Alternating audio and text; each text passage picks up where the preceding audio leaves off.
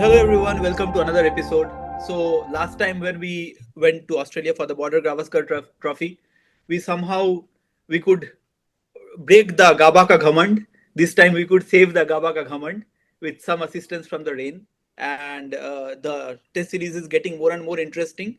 Though I mean India is in a very tricky position, but it's getting into an interesting point where India has to win the next two matches to save the series as well as in order to qualify for that final for the WTC. So on that note, let's start the episode. But the biggest news that has come up, that is the retirement of Ashwin. Yeah, it has come to me as a shock. I did not expect Ashwin to retire. I was anticipating this because, and I had mentioned it in one of our chats as well, right? That Ashwin is not looking the bowler he was. So that dip in the form was there. I was expecting this, but maybe I expected him to finish at home, maybe a farewell test match. Because see, if I have to list down top 10 test players for India ever, that whatever I have seen, I think Ashwin would be there definitely in that list. He would be there in my all-time 11 for India, and one of the greatest off spinners for India, as well as he is the greatest off one of the greatest off spinners. I think I rank him at number two after Mudaya Muralitharan. So one of the greatest off spinners in Asia and in world as well. So excellent career. Kudos to whatever he has achieved, like 537 wickets and almost close to 3,000 runs. Near about being a perfect all rounder as well. He held that spot of, I think, number one as well in the all rounder rankings, if I'm not wrong. If not number one, I think number two he definitely held. So amazing career. He built out India out of many matches as a batter as well. But what's more important was that during that decade, 2011 to 2020, and I think he started peaking at 2014-15. So that 5 6 years, I think, if there was a greatest match winner for India, it was Ravichandran Ashwin. There is no debate on that. No matter how many runs Virat Kohli scored or the others scored, but it was Ravichandran Ashwin all the way. And today I think I was reading one stat, and so Ravichandran Ashwin was the cricketer of the year in Virat Kohli's dream year. So that defines the great player he was. So all the best for his journey. The next episode that he's going to start, in the next innings that he's going to start in his career, and I think he will be very much attached to the cricket. I think I would love to see him in the commentary, the cricketing acumen that he has, and the way he speaks. So and obviously we'll see in the IPL as well. So great career, amazing cricketer. An absolute match winner. So many man of the series, so many five-wicket hauls, equaling Shane Warne and only second to Mutaya Muralidharan. So I see him as one of the greatest, as you mentioned. And he has a brilliant cricketing acumen. I think he will contribute as a broadcaster. What I see, he's already doing. He's Yeah. running his YouTube channel very smoothly, and I think he will contribute to cricket in some way or the other. He'll continue the way he has been doing it, right? Yeah, and I think it is in the middle of the series, it's creating a void for the team. Shoika, do you feel that there will be a replacement call from India to fill in the gap that he has left in the team for this series? Of course, it's a big shoe to fill in a long term. Okay, so before that, I want to say a few words about Ravichandran Ashwin actually. So it was not so easy career to start off with. I would say he had to find a place in place of Harbhajan Singh. He was also one of the legend, right? And we used to rate high. He was bowling at par with Anil Kumble, and then making himself available, making himself and giving that space to himself in the team, and then starting to perform and showing that caliber. It was a great thing to initiate about his career. I think the early success what he got, I remember when Australia came to India, right? That was the year when he started in the year 2012-13. That was the series, and I think he got around 29 or 30 odd wickets, and that was the highest wicket, still the record of highest wicket in a four-match Test series. So that was the beginning of Ravichandran Ashwin. But to my mind, I think he is truly the engineering mind of the cricketing world. And to my mind, I think the best moment of him is not him taking a wicket or scoring a century. Is leaving that critical White wide ball. ball in the World Cup final, right? That shows his mindset and brilliant cricketer, brilliant mind, and I'm sure we'll see him a lot in the broadcast. He already started his YouTube channel as well, so we'll see him a lot. I'm happy to see him more often these days in the broadcasting world than the cricketing world as well. Of course, he has done one of the best things in the cricketing world, and especially in the Test cricket, I would say. So going forward to your question, right? I think probably the next best spinner who is available for India is probably Kuldeep Yadav. Probably will be called. If I don't know whether for this series or probably for the further upcoming series, he will be the proper replacement in terms of at least the bench. If I talk about, but what Washington Sundar did in last couple of series, I think he will be a straightforward replacement in the 11. And obviously, it's a match to match. I called this thing out probably a year back that Washington Sundar is the most suited replacement for Ravichandran Ashwin. Although he was not doing that well, he was not even part of the squads. He was injured. He was not even performing well in IPL. But I always felt Washington Sundar is the like replacement. So for probably immediate replacement, yes, Washington Sundar, and long-term replacement probably. I think finally Kuldeep Yadav will get some, some call up in the squad or probably in the 11. Yeah, Yeah. but again, it's a huge shoes to fill in. But great career, and I feel people like Gavaskar, Saurav Ganguly, they and of course MS Dhoni as well. Apart from the IPL factor, they realize that their game is not at par, and they take a call to retire out themselves. So that is the great things about good cricketers. Yeah, let's move to the next thought about how India did in terms of the batting. Apart from KL Rahul, none other looked very comfortable.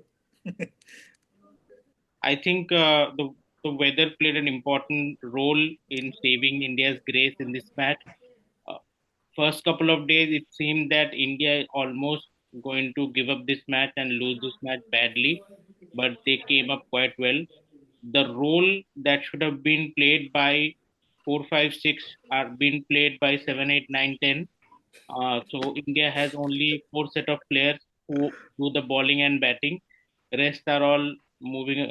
Like Rohit Sharma used to say, "Garden mein ghumne aaya hai." Literally looks like the other people are doing literally that. Except for KL Rahul, who has been tremendous in terms of his technique and the way he is facing the Australian bowler. Even we saw some of the glimpse in the second inning, like a couple of overs KL Rahul faced. The way he was tackling, that he was only ensuring the ball coming inside doesn't like touch the wicket or doesn't get any edges of kind of like that. He was only managing those kind of deliveries. So it showed that he is the only person who is relying on techniques rather than skill set or natural abilities or intent, or I do not know what are the new terms that have been discovered to tell batsman talent. But it's only KL Rahul who is actually the saving grace in the top order, and rest of the bottom order they were able to play well because I think uh, the middle order, KL Rahul and there was a partnership with Jadeja. They were able to stabilize some of the overs. So when the lower like Nitish Reddy came, it was easier for him. The role that I mentioned, 4, 5, 6 would have played, and they could have stayed on the wicket.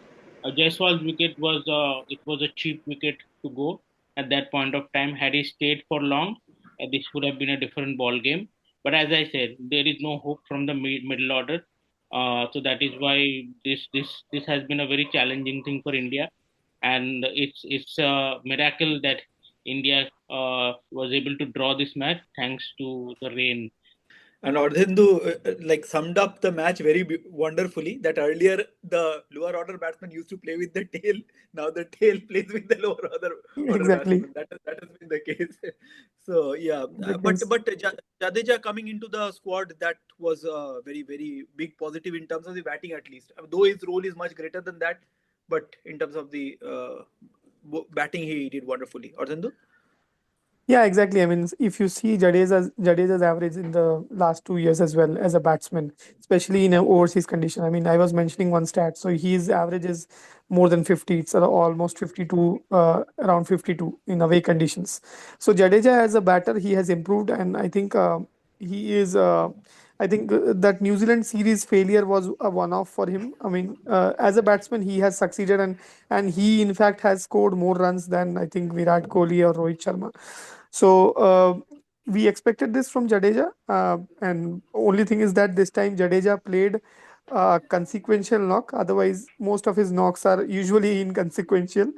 That's what. But excellent knock, I think. I mean, very well supported. He very well supported Rahul. Only one point I would say that I mean, the point that he got out, I think that was not the right moment to play that shot. Maybe he could have, and I think Saikat also mentioned in one of our chats as well that he could have played that shot maybe 10, 20 runs later.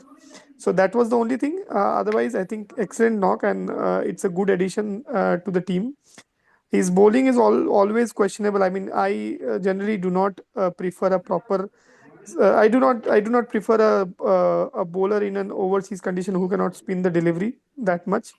You cannot come and just dart the deliveries just to the batsman. I mean, as a bowler, always Ashwin should have been the first choice, but I think the batsman, being a better batsman than Ashwin in overseas condition, I think in overseas not. I mean, in overall conditions, I think Jadeja used to play the test matches, but very well. I mean, it's a good innings. Except for that, I think, as Rick Joy already mentioned, the top order looks very vulnerable. Uh, KL Rahul has been the best batsman in the series. He has scored the most number of runs for India and also played most number of deliveries. That's a very good sign for the future as well because KL still has to offer. If he goes like this, he still has to offer 4 or 5 years more. But very disappointing from Virat Kohli and Rohit Sharma both again and again. Uh, I think and that interview that he gave, that post match conference, that he said that he's feeling good, he's feeling positive from inside. Everything, I think that's just covering up. I think if I think that's very stupid to just. I mean, I understand that he's just playing those sort of mind games, that he just don't want to give the edge to the Australians. But if there is a flaw in the technique, that will be exposed again.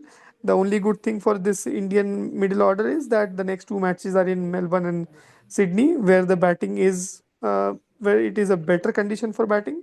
So that's the only thing that is going to help them. Otherwise, a very miserable batting performance. Thanks to that Bumrah and Akashdeep partnership. Otherwise, we would have uh, we would have definitely considered the follow-on, and after that, the result might would have been different even with the rain. Right. Anything could have happened. If India would have batted that morning session which Australia played in, anything could have happened. You never know with Yeah. India. Shokat, Bumrah the bowler, take it away. Yeah, look, I mean, I already talked about in a previous podcast, right? So the best in terms of the impact. So I think recently Cricinfo started with impact strike rate, impact runs. I think if they would have done they did it for IPL actually. So if they would have done that for international cricket, he would have scored the most number of runs as well as he would have by far the differentiator between the next best bowlers probably. Again, so the best part of being a bowler is you don't get support and still you deliver. So I don't think he got that in the last three matches, and everybody looked pale in front of him. Even I felt at some point of time, even when the ball was old, even for the Australian top three bowlers, they were also looking not as lethal as Bumrah is looking in whatever conditions he is like. So Team India needs to take care of him. He's not your. I mean, Bumrah is being treated like a way that he is your all format bowler, but it has to come at certain cost, right? You cannot ask that person to play all the 2 month, whole season of IPL, then play all format cricket, and then you ask him to come to ball at certain crunch situations as well. So he needs to be taken care. Either you place him as a test cricketer and a T20 bowler and rest him throughout the ODI cricket. That should be fine because you have to eventually get the best out of a cricketer, right? And he's a lethal weapon, so use him properly, so I would say. And what he did time and time again, he proved that he did brilliantly with his mind by batting out. So that batting in such conditions require one thing, right? Your patience level and your mind, more than technique, I would say at that point of time, because you know what you want to do. You have to stay for the next 30, 40 runs. And that these are some silly things probably we expect from a professional cricketer, and he showed that. So these sort of things shows the mindset of a brilliant cricketer. What you can do with the ball, you can also that reflects in your secondary skill as well, and that is what it has been reflected. So all the best to BCCI probably to nurture him for the rest of his career. It's a tough job to do. Without him, probably I see a very dark spot in Indian cricket. I just want to add two stats over here, just backing up what Saikat mentioned. So Bumrah has actually got the best average test cricket, I mean bowling average in test cricket of anyone who has taken more than 190 test wickets. And second, I read this stat again in CricBuzz. So he has the best bowling figures as a pace bowler uh, for Indians in Australia. And in that list of top five, I mean top four, I guess the top three are from Bumrah. The fourth one is Kapil Dev. So 9 wickets each in the first two, and then 8 wickets in the third in a match. So excellent cricketer. I mean, terrific cricketer. Saikat rightly mentioned, we need to take care of him. That workload management needs to happen. He cannot be your all format bowler throughout the year. And I think that Right. people have realized this late. I would say he started his test cricket probably in 2018, right? I remember before that people doubted his test cricketing skills. Can he survive with that action? He does not take a run up. He has a peculiar, typical action. These kind of people, they can't survive this longer format of the game. He proved time and time again that he is fit. I know he was going through a rough patch for 1.5 years. I think probably he missed a lot of cricket and that part. But whenever he's there, right, he's not a in and out kind of player.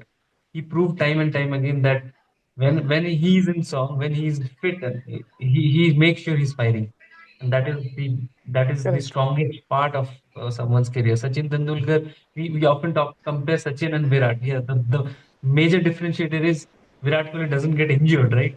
But whenever Sachin is there, he makes sure he's firing, and that is not the case we are seeing in the tail end part of Virat Kohli's career, and that is what Bumrah is as well.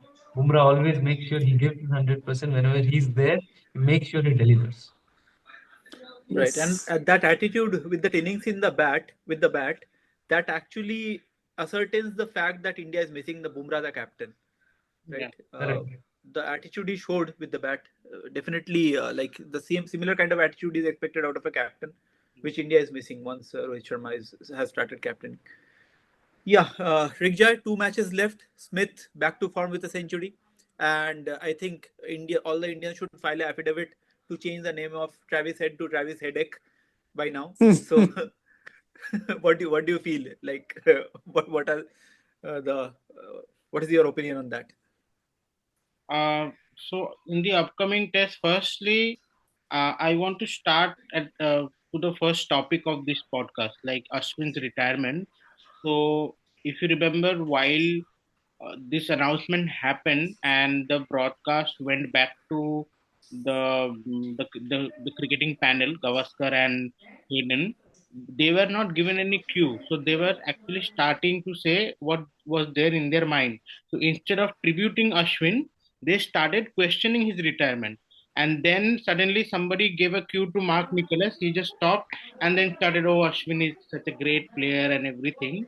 So that I would come here, that you wanted Muhammad Shami to join the team, and you were like, and Rohit Sharma probably said in the conference that if I bring Shami, and the last thing I want him to pull out in the middle of the match. Maybe he is not confident of Shami's fitness, even though Shami has played a full-fledged tournament and he scored quite well. I do not know what the agenda going around.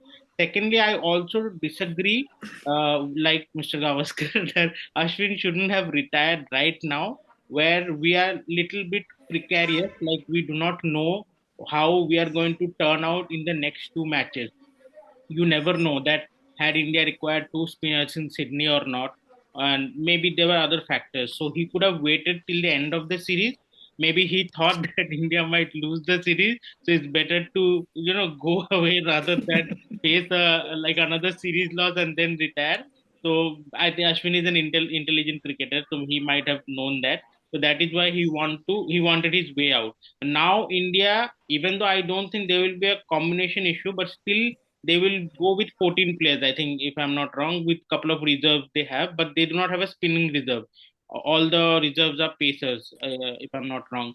Then coming to the conditions in Melbourne and Sydney, we do not know how Melbourne's going to play around, but Boxing Day is a very important cultural day for Australia. It's an annual event they have every year with different teams playing and losing at Melbourne, and Australia wins from there.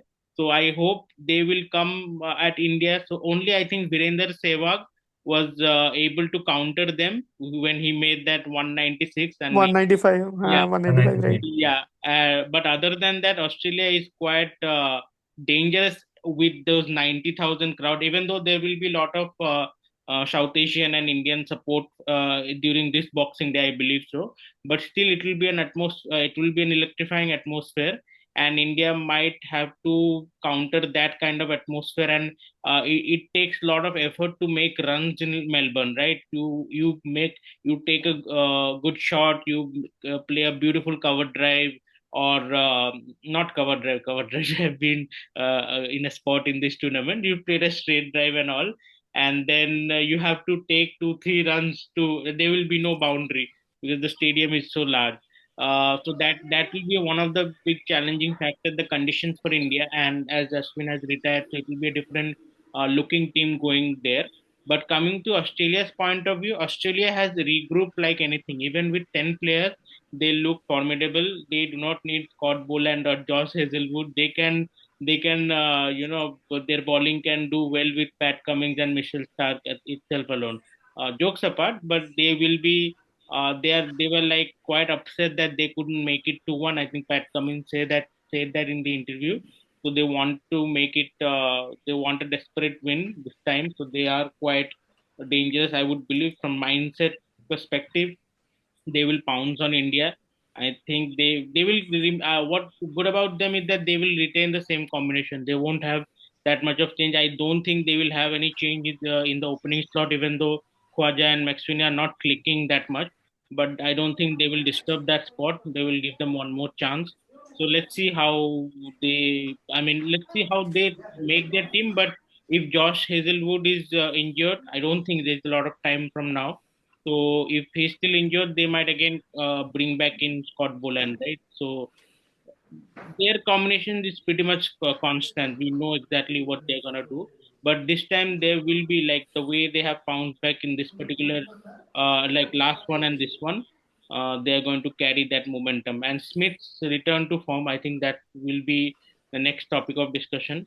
Smith's return to form is a cherry on top. Like when Smith is in full flow, it's nice to watch. Uh, Seeing such a great player coming back in form, and I think he has the most number of centuries against India, almost 15 centuries against India. So not only Travis had been a problem, Smith coming back to form will be again a big challenge for India. India has to ensure that he gets dismissed quickly. So Australia might be a big challenge coming in, given all the situation surrounding and India's current situation. Yeah, if I look back to the entire discussion, I think we covered most of the topics. Just one final thought I would like to take from each one of you. Any positives that India can take out of this match or this series this far and go into the next match? Like what are the things that they should look forward to and take confidence from? See, I have nothing to say from the batting point of view, right, as a positive. So we might have talked about KL Rahul's form, but that also came in with a lot of missed chances as well, right, in the field. So I'm sure he has he has that at least a different approach than the other batsmen. That I'm happy about it, and the reason why he's probably getting little more runs than other batsmen. But in terms of the batting front, I don't think Rishabh Pant has clicked as well. Neither Yashasvi Jaiswal. These are your top two batsmen, right? Irrespective of your legends, what do you call Rohit Sharma and Virat Kohli. even not expecting much from them, we are not getting from our best batsmen as well. So nothing. Again, back to Bumrah, we are getting what we are getting from the first match itself. And a better silver lining, I would say, is Akashdeep scoring few runs is a straightforward answer to your head coach. That see, you have played someone without an experience, expecting him to bat, that too at number 8 and 9. I coming at number 11 is scoring runs and also taking wickets.